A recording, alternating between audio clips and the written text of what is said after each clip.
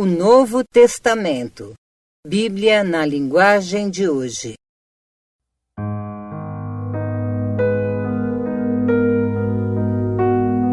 João, capítulo 5.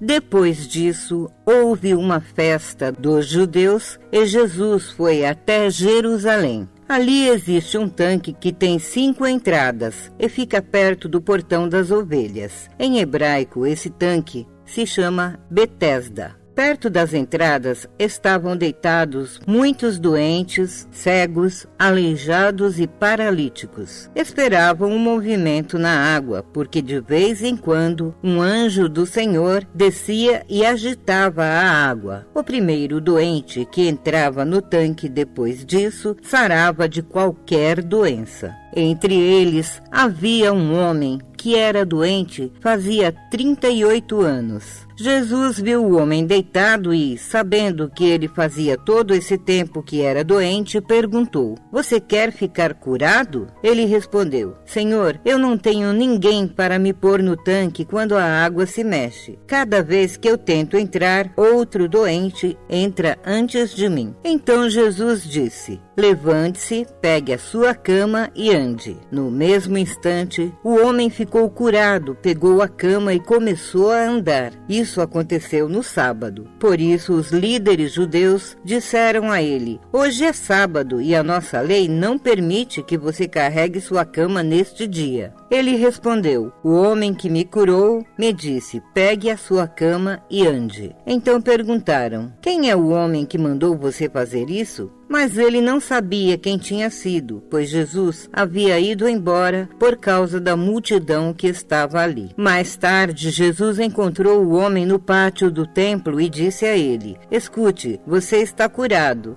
Não peque mais, para que não aconteça com você uma coisa ainda pior." O homem saiu dali e foi dizer aos líderes dos judeus que quem o havia curado havia sido Jesus. Então eles começaram a perseguir Jesus, porque ele havia feito uma cura no sábado. Então Jesus disse a eles: "O meu Pai trabalha até agora, e eu também trabalho." E, porque ele disse isso, os líderes dos judeus ficaram ainda com mais vontade de matá-lo, pois, além de não obedecer à lei do sábado, ele afirmava que Deus era o seu próprio Pai, fazendo-se assim igual a Deus. Então Jesus disse a eles: "Eu afirmo a vocês que isto é verdade. O filho não pode fazer nada por sua própria conta, pois ele só faz o que vê o pai fazer. Tudo o que o pai faz, o filho faz também, pois o pai ama o filho e lhe mostra tudo o que está fazendo, e vai mostrar a ele coisas ainda maiores do que essas, e vocês vão ficar admirados. Porque assim como o Pai ressuscita os mortos, assim também o Filho dá a vida aos que ele quer.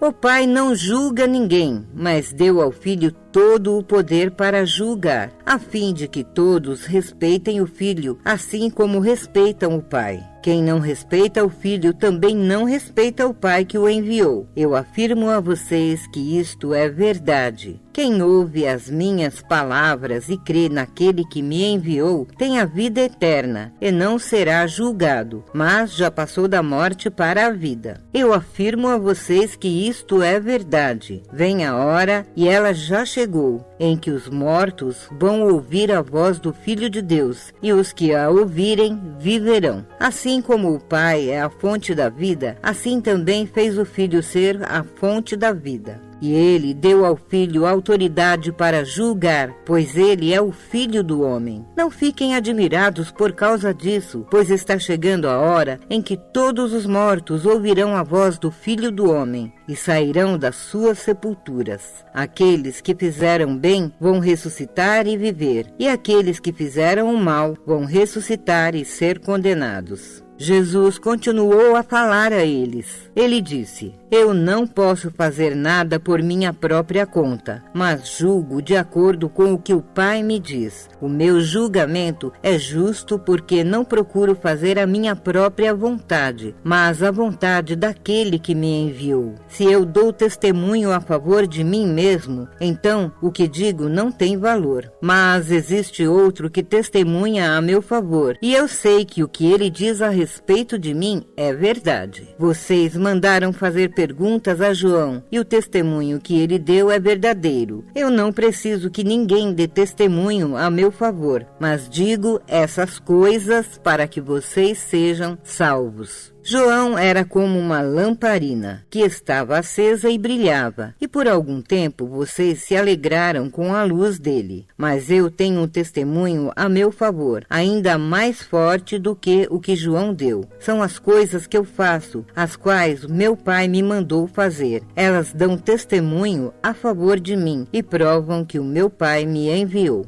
Também o Pai que me enviou testemunha a meu favor. Vocês nunca ouviram a voz dele, nem viram o seu rosto. As palavras dele não estão no coração de vocês, porque vocês não creram naquele que ele enviou. Vocês estudam as Escrituras Sagradas porque pensam encontrar nelas a vida eterna, e são elas mesmas que dão testemunho a meu favor. Mas vocês não querem vir para mim a fim de ter vida. Eu não procuro ser elogiado pelas pessoas. Quanto a vocês, eu os conheço e sei que não amam a Deus com sinceridade. Eu vim com a autoridade do meu Pai e vocês não me receberam. Quando alguém vem com sua própria autoridade, esses vocês recebem. Como é que vocês podem crer se aceitam ser elogiados pelos outros e não tentam conseguir os elogios que somente o único Deus pode dar? Não pensem que eu vou acusá-los diante do Pai. Quem vai acusá-los é Moisés, que é aquele em quem vocês confiam. Se vocês acreditassem em Moisés, acreditariam também em mim, pois ele escreveu a meu respeito.